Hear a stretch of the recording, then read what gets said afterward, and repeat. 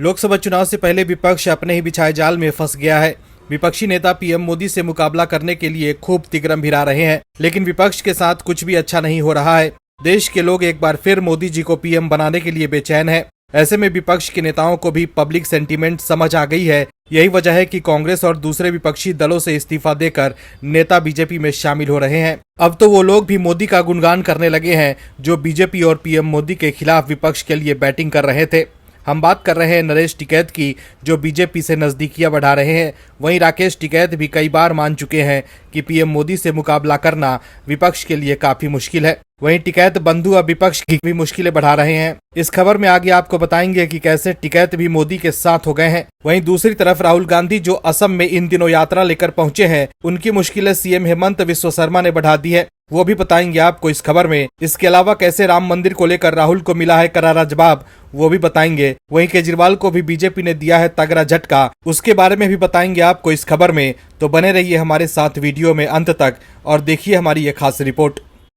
राहुल गांधी की यात्रा को लेकर कांग्रेस पर कभी भी कार्रवाई हो सकती है। राहुल गांधी हमेशा से अधीरपन की वजह से कांग्रेस को फंसा देते हैं। राहुल गांधी न्याय यात्रा निकाल रहे हैं, लेकिन कांग्रेस के नेताओं को इंसाफ नहीं मिल पा रहा है।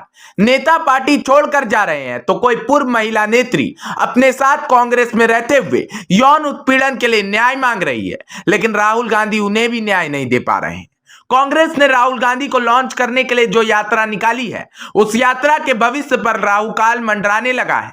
कांग्रेस के नेता यह समझते हैं कि वो इस देश के मालिक हैं, लेकिन ऐसा बिल्कुल भी नहीं है। देश में अब मोदी सरकार का राज है, जो कानून के हिसाब से चलती है। और जिस असम राज्य से यात्रा निकल रही है, वहां भी बीजेपी नीति सरकार है और मुख्यमंत्री है हेमंत बिस्वा शर्मा।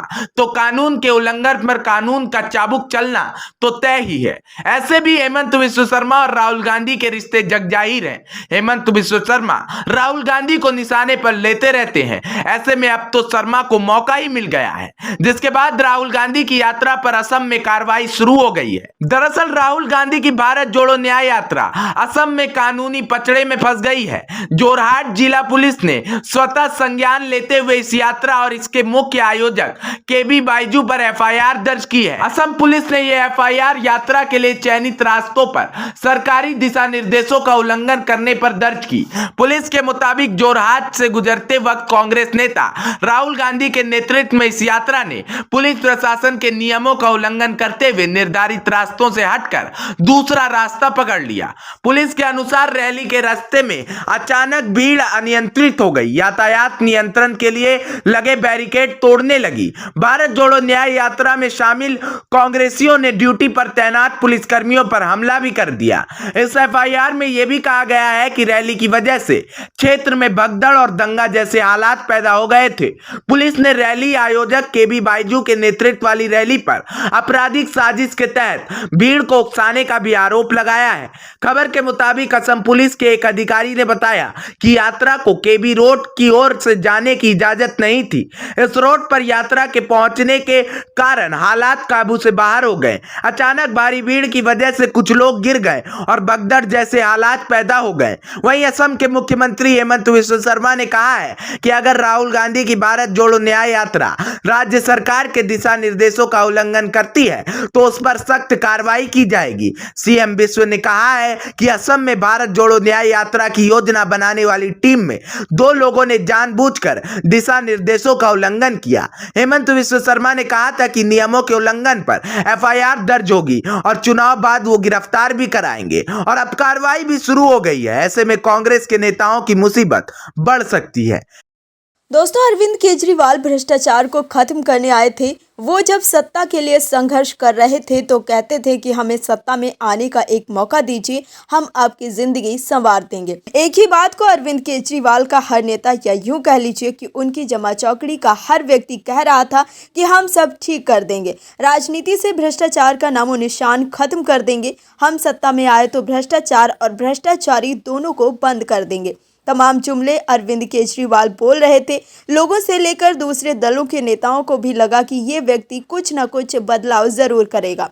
लोगों ने अरविंद केजरीवाल को सत्ता सौंपी तो वही दूसरे दलों के नेता और समाज के प्रभावशाली लोगों ने अरविंद केजरीवाल की झाड़ू थामकर उन्हें मजबूत किया। अरविंद केजरीवाल का राजनीतिक कुनबा बढ़ता चला गया, लेकिन धीरे धीरे जनता के साथ ही समाज के प्रबुद्ध लोगों को भी केजरीवाल साहब की असलियत का पता चलता गया कि वह कितने पानी में हैं। जो कहते थे कि हम भ्रष्टाचार और भ्रष्टाचारी दोनों को खत्म कर देंगे, वह उस वादे से पूरी तरह से मुकर गए और भ्रष्टाचार की ऐसी पटकथा लिखी कि जिसने सुनी और देखी वह हैरान रह गया। इसी कारण से लोग अब केजरीवाल साहब का साथ छोड़कर नई मंजिल तलाश रहे हैं। ऐसे ही एक दिग्गज नेता हरियाणा से आते हैं, जो हरियाणा में केजरीवाल साहब की आपके लिए तारनहार साबित हो सकते थे, लेकिन केजरीवाल साहब को वसूलों से समझौता करते देख पार्टी का साथ छोड़कर चले गए, जो केजरीवाल और आपके लिए एक बड़ा झटका साबित हो सकता है। हरियाणा में आम आदमी पार्टी के चुनाव कैंपेन कमेटी के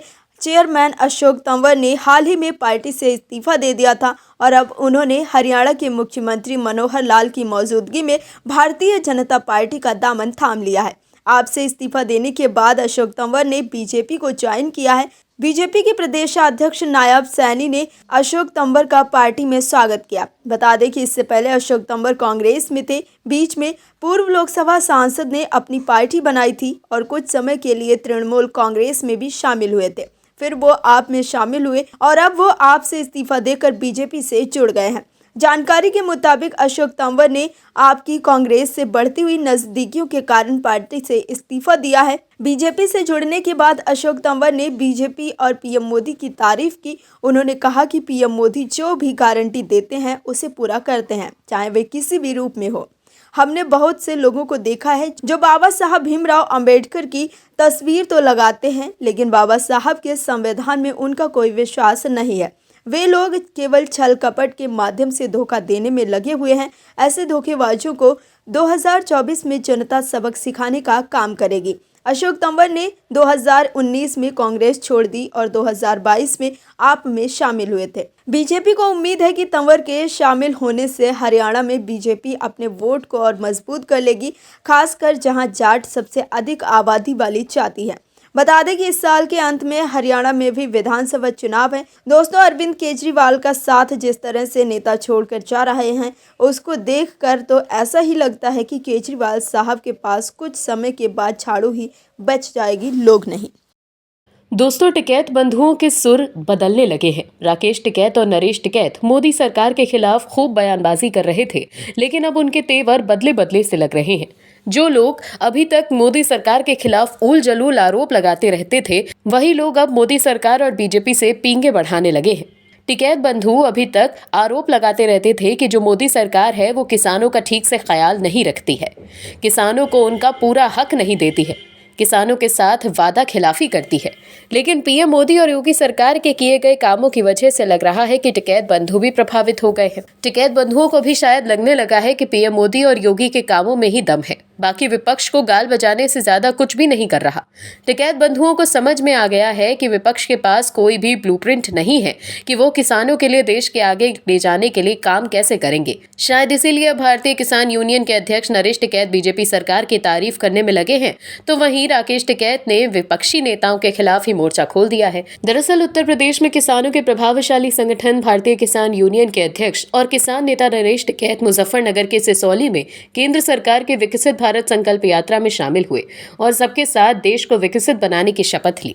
इस सरकारी कार्यक्रम में केंद्रीय मंत्री और लोकल सांसद संजीव बालियान समेत नेता और अफसर मौजूद थे। बालियान खाप के प्रमुख चौधरी नरेश टिकैत का घर सिसौली ही है। मतलब नरेश टिकैत अब बीजेपी के नेताओं के साथ मोदी सरकार के लिए प्रचार कर रहे हैं। नरेश टिकैत और उनके भाई राकेश टिकैत अगस्त 2020 से दिसंबर 2021 तक चले 16 महीने लंबे किसान आंदोलन का चेहरा रहे हैं। सरकार द्वारा तीनों कृषि कानूनों को वापस लेने के बाद ये आंदोलन खत्म हुआ था। राकेश टिकैत इसके बाद देश भर में घूम घूम कर बीजेपी और उसकी केंद्र सरकार की नीतियों का विरोध करते रहे हैं। किसानों को उनकी उपज का न्यूनतम समर्थन मूल्य मिले, इसकी गारंटी करने के लिए अब एमएसपी कानून को लेकर पंजाब और हरियाणा में किसान फिर से आंदोलन होते दिख रहे हैं। लेकिन आम चुनाव से पहले टिकैत बंधुओं के तेवर ढीले पड़ गए हैं। ऐसे में केंद्र सरकार के कार्यक्रम में शामिल होने पर नरेश टिकैत ने कहा है कि मैं नगर पंचायत सिसौली के आमंत्रण पर केंद्र सरकार द्वारा आयोजित कार्यक्रम में शामिल रहा। सरकार का कार्यक्रम था न कि किसी पार्टी विशेष का। तो वहीं उनके भाई राकेश टिकैत ने विपक्षी सरकारों के खिलाफ मोर्चा खोल दिया। नीतीश कुमार के खिलाफ राकेश टिकैत बिहार के खगड़िया में किसानों के पक्ष में और सरकार के खिलाफ रैली को संबोधित करेंगे। राकेश टिकैत चौथम के हटिया मैदान में किसान जन आक्रोश रैली को संबोधित करेंगे। किसान जन आक्रोश सभा का आयोजन बिहार किसान मंच के बैनर तले किया गया है। इसको लेकर बिहार किसान मंच की ओर से लगातार जनसंपर्क अभियान चलाया जा रहा है। ऐसा लगता है जैसे माहौल को भांपते हुए टिकैत बंधुओं ने पाला बदल लिया है। अभी तक विपक्ष जो टिकैत बंधुओं के आड़ में किसानों के नाम पर राजनीति कर रहा था, कहीं वो मौका भी अब उनके हाथ से निकल न जाए। दोस्तों, राम मंदिर में प्रभु श्री राम की प्राण प्रतिष्ठा का कार्यक्रम शुरू हो चुका है। पीएम मोदी ने भी 11 दिन का विशेष अनुष्ठान शुरू कर दिया है। पूरा देश राममय हो चुका है, लेकिन विपक्ष है कि वह निचले स्तर की राजनीति करने से बाज नहीं आ रहा है। राम के नाम पर इंसान भव सागर से तर जाता है, लेकिन विपक्ष ने सिर्फ राम के नाम की महिमा को ही खराब किया है। जब पूरा सनातन समाज राम को टेंट से निकालकर मंदिर में स्थापित करने के लिए जंग लड़ रहा था, तब विपक्ष और खास तौर पर कांग्रेस ने राम के खिलाफ वकीलों के लिए लाइन लगवा दी। कभी श्री राम को काल्पनिक बता दिया। सब तरह के प्रपंच विपक्ष करता रहा, लेकिन राम की महिमा ऐसी कि तमाम प्रपंच विपक्ष के धरे के धरे रह गए। जैसे कांग्रेस ने अपने 5 दशक के शासनकाल में देश को बदहवास हालत में रहने दिया, वैसे ही कांग्रेस के सामने उनके 5 दशक के शासनकाल के दौरान 2 बार ऐसे मौके आए जब कांग्रेस चाहती तो राम मंदिर बनवा सकती थी, लेकिन शुरू से ही तुष्टीकरण की राजनीति से प्रभावित कांग्रेस ने ये 2 मौके भूतकाल में गंवाए। और जब आज बीजेपी सरकार ने राम मंदिर का निर्माण तेजी से करवा दिया, तो कांग्रेस और राहुल गांधी विधवा विलाप कर रहे हैं। कांग्रेस को करारा जवाब राम मंदिर पर भाजपा ने नहीं, राम मंदिर ट्रस्ट के सदस्यों ने ही दे दिया। अयोध्या में राम मंदिर के उद्घाटन और रामलला की प्राण प्रतिष्ठा को लेकर विपक्ष के सवालों पर श्री राम जन्मभूमि तीर्थ क्षेत्र ट्रस्ट ने बड़ी प्रतिक्रिया दी है। श्री राम जन्मभूमि तीर्थ क्षेत्र ट्रस्ट के सदस्य कामेश्वर चौपाल ने राहुल गांधी का नाम लेते हुए कांग्रेस से सवाल किया है। उन्होंने कहा कि 75 साल पहले जब एक अवसर आया था, तब उसका फायदा नेहरू ने क्यों नहीं उठाया। विपक्ष द्वारा प्राण प्रतिष्ठा को बीजेपी का आयोजन बताए जाने पर श्री राम जन्मभूमि तीर्थ क्षेत्र ट्रस्ट के सदस्य कामेश्वर चौपाल ने कहा कि 1949 में राम की मूर्ति सामने आई और कांग्रेस की सरकार थी। नेहरू के खिलाफ कोई खड़ा हो नहीं सकता था। उन्होंने इस अवसर का फायदा क्यों नहीं उठाया। चौपाल ने सवाल किया कि अगर उन्होंने राम मंदिर बनाया होता तो बीजेपी को इसके बारे में कुछ भी बोलने की जरूरत नहीं होती। उन्होंने ऐसा क्यों नहीं किया। कांग्रेस खुद की सराहना करती है कि उन्होंने फरवरी 1986 में ताला खोल दिया, तब मंदिर बना सकते थे और सारा श्रेय ले सकते थे। उन्होंने कहा कि राहुल गांधी और कांग्रेस भारत की आत्मा को नहीं समझ सकते। राष्ट्रपिता महात्मा गांधी जानते थे कि राम, कृष्ण और शंकर भारत की आत्मा थे। इन तीनों के बिना भारत की कल्पना नहीं की जा सकती। कांग्रेस हाईकोर्ट में कहती है कि राम काल्पनिक है, ये राम मंदिर में कैसे आ सकते हैं। इस देश में राम के खिलाफ कोई कभी खड़ा नहीं हो पाया है, ये लोग करेंगे भी खड़ा नहीं हो पाएंगे। गौरतलब है कि राहुल गांधी ने 22 जनवरी के कार्यक्रम को बीजेपी, आरएसएस और पीएम नरेंद्र मोदी का कार्यक्रम बताया है। वहीं कांग्रेस ने प्राण प्रतिष्ठा कार्यक्रम के निमंत्रण को अस्वीकार कर दिया है। Bureau report, OMH news. और भी वीडियोस देखने के लिए चैनल को सब्सक्राइब करें और बेल आइकन को दबाएं।